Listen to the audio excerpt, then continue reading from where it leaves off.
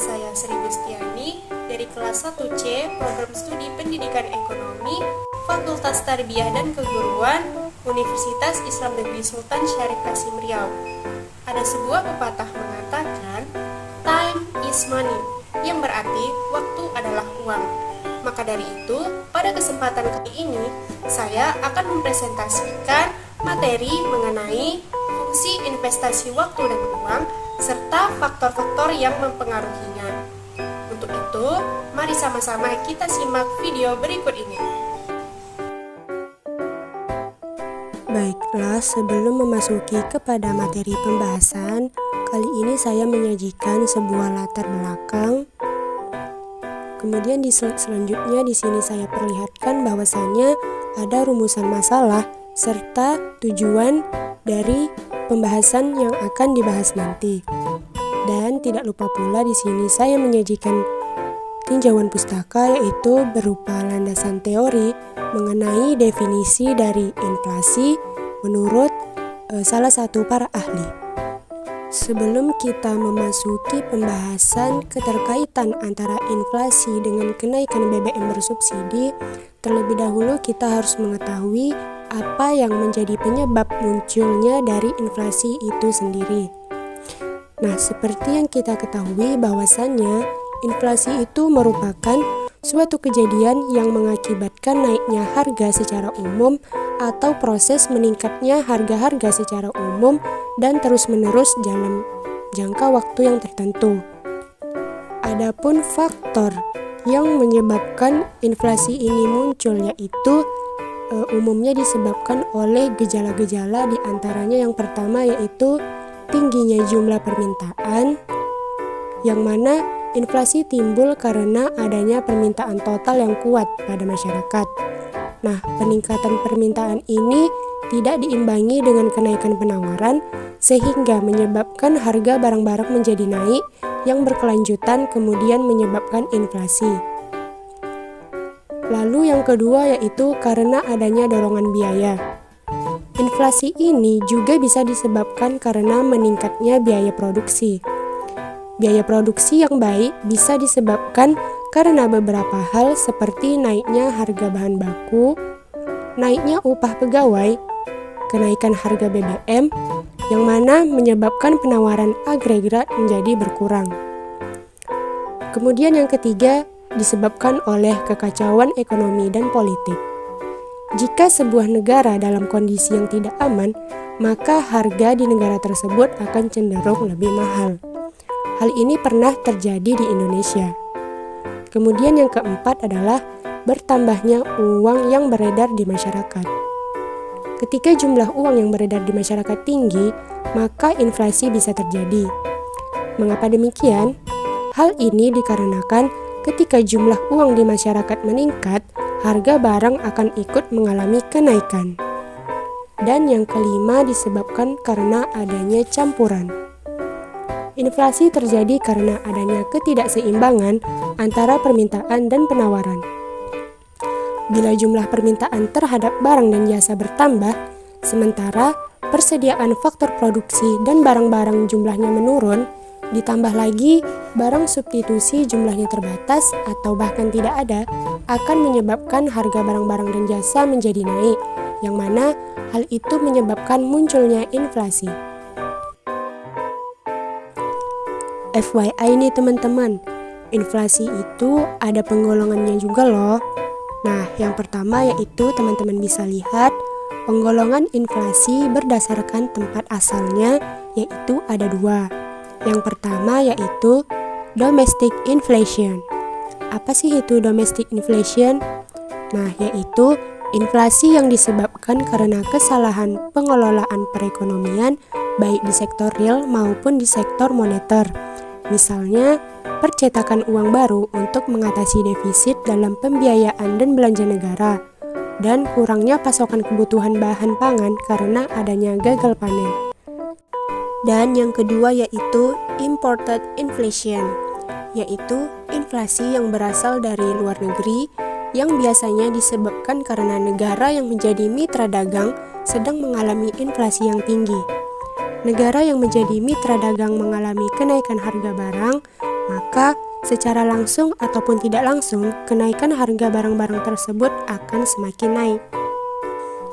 Adapun penggolongan selanjutnya yaitu penggolongan inflasi berdasarkan kelompok. Di Indonesia sendiri, inflasi dibagi menjadi 7 kelompok output berdasarkan the classification of individual consumption by purpose atau disingkat dengan COICOP. Nah, kemudian terbagi lagi yaitu ke dalam yang pertama yaitu kelompok bahan makanan, kemudian kelompok makanan jadi seperti minuman, rokok, dan tembakau. Selanjutnya yaitu kelompok perumahan, air listrik, gas, dan bahan bakar.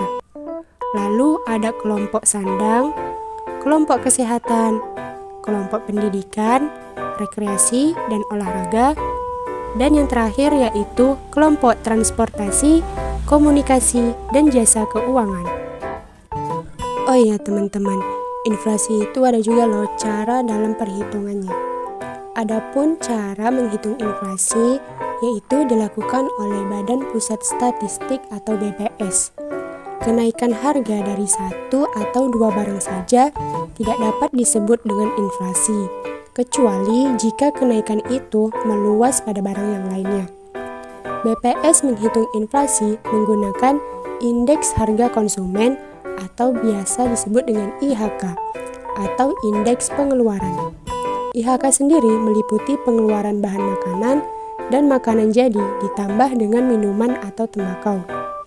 Komponen IHK lainnya dalam perhitungan inflasi adalah pengeluaran sandang, perumahan, kesehatan, pendidikan, olahraga, transportasi, dan juga komunikasi. Adapun upaya atau suatu usaha untuk mengatasi inflasi haruslah dengan dimulai dari sebab-sebab terjadinya inflasi supaya dapat dicari jalan keluarnya, yaitu bagaimana memecahkan masalah inflasi atau bagaimana membebaskan masyarakat dari tekanan inflasi. Oleh karena itu, untuk menanggulangi inflasi, yang utama ialah bagaimana menekan laju pertumbuhan jumlah uang yang beredar dan mengurangi jumlah uang yang beredar. Nah, untuk itu, dalam mencapai sasaran dalam mengatasinya, terdapat 3 kebijakan yang dapat ditempuh.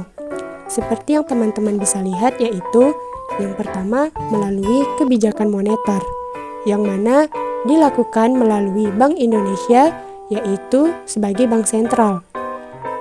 Kebijakan moneter tersebut adalah politik diskonto terhadap bank umum, kemudian politik pasar terbuka, lalu menaikkan kas rasio, dan kebijakan kredit. Adapun kebijakan yang kedua yaitu melalui kebijakan fiskal, yakni dilakukan dengan cara mengatur penerimaan pengeluaran negara, menaikkan tarif pajak, dan mengadakan pinjaman. Dan kebijakan yang ketiga yaitu melalui kebijakan non-moneter atau biasa disebut dengan kebijakan real, yakni dapat ditempuh dengan cara menaikkan hasil produksi, kebijakan upah, dan pengawasan harga. Oke teman-teman, jadi gimana nih? Tentunya udah paham ya mengenai faktor penyebab dari inflasi, kemudian penggolongan-penggolongannya, lalu cara menghitungnya, dan upaya apa yang harus dilakukan untuk mengatasi inflasi.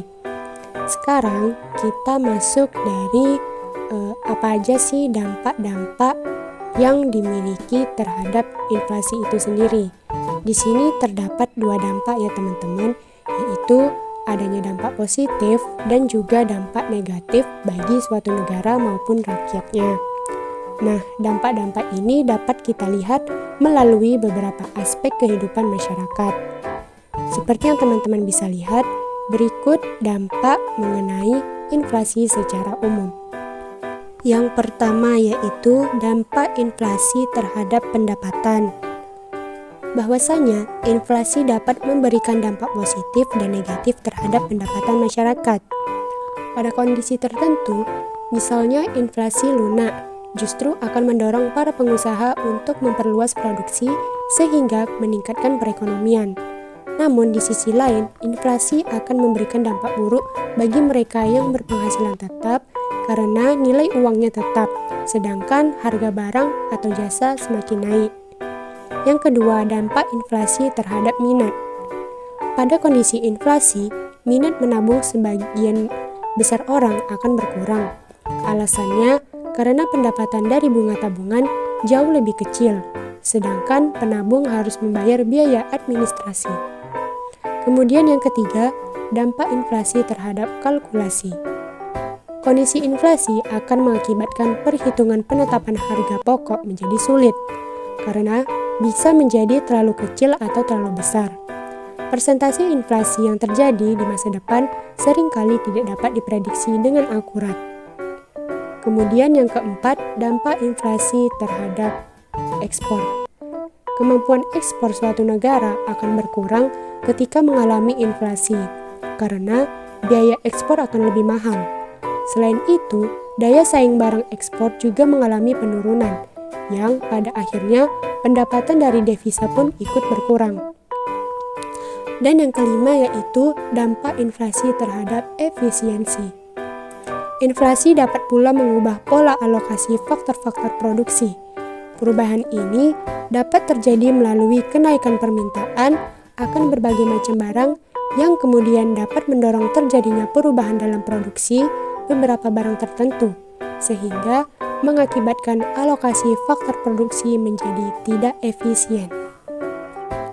Berbicara keterkaitan antara inflasi dengan kenaikan harga BBM bersubsidi, bahwasannya berdasarkan data dari Badan Pusat Statistik atau BPS, kenaikan BBM bersubsidi menjadi pemicu lonjakan inflasi di sejumlah daerah. Oleh karena itu, pemerintah perlu mengantisipasi lonjakan inflasi ini, yakni dengan adanya kenaikan harga BBM bersubsidi mengakibatkan kenaikan terhadap harga bahan kebutuhan pokok yang lainnya. Dampaknya tentu pasti akan sangat berpengaruh terhadap banyak hal, karena harga BBM adalah dasar penentu harga komoditi yang lainnya. Oleh karena itu, bahwa peranan bahan bakar minyak begitu sangat berpengaruh dalam aktivitas perekonomian dan kesejahteraan masyarakat.